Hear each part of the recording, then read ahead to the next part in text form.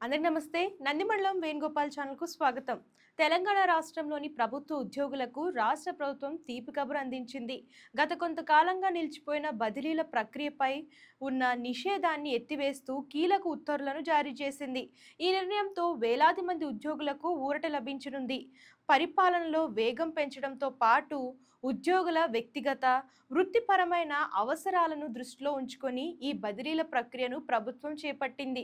ప్రభుత్వం విడుదల చేసిన తాజా ఉత్తర్వుల ప్రకారం ఈ బదిలీల ప్రక్రియ 2026 మే 1వ తేదీన ప్రారంభమై అదే నెల 31వ తేదీ వరకు కొనసాగుతుంది.